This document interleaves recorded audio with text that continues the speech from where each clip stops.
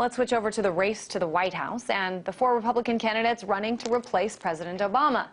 It has been a fun-filled week with talk about birth control, negative attack ads by super PACs, and candidates dropping out of debates.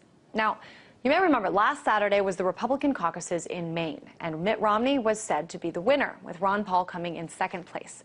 Well, now the Maine Republican Party is going to recanvass counties to recount vote totals. And one county, Washington County, which actually was closed last weekend due to the weather, they'll hold their caucuses tomorrow. So there could be some new results.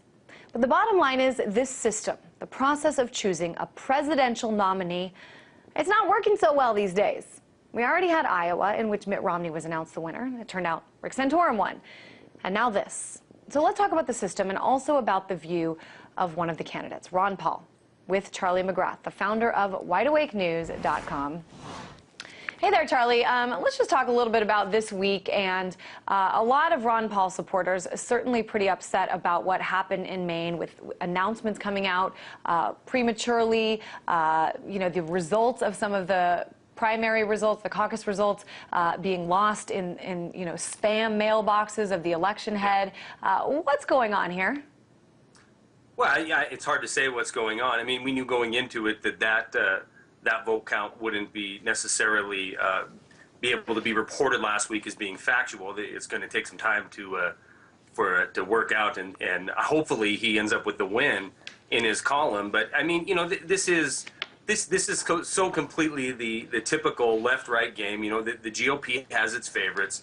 Mitt Romney needed a win really bad, so he went and spent a day there, and he was announced the winner. I think the good news is Ron Paul in 2008, his performance it wasn't even close to what we're seeing now in 2012. So even if he comes in second, even if he just remains in the middle of this pack of 4, I think his support is growing because his message is legitimate, and it's the best thing for this country. And his message is certainly very different from sort of the standard line of the Republican Party. A lot of, kind of old school Republicans are a little bit uncomfortable by the idea of Ron Paul, not just by his message, but the fact that he is unwilling to preach what they want him to preach.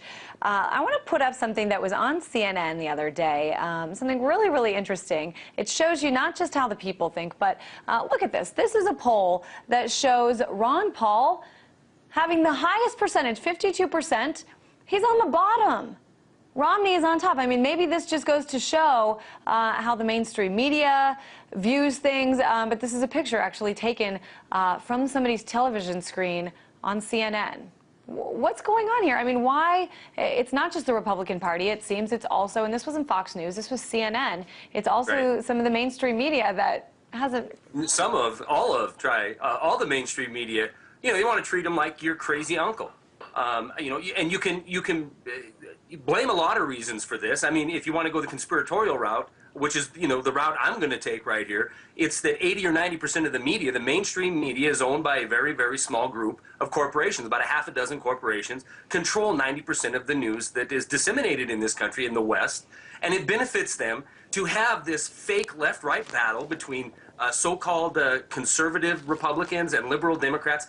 But, Christine, we know that there's absolutely no difference. You talked about some of the topics that were up this week. We're talking about abortion, gay rights.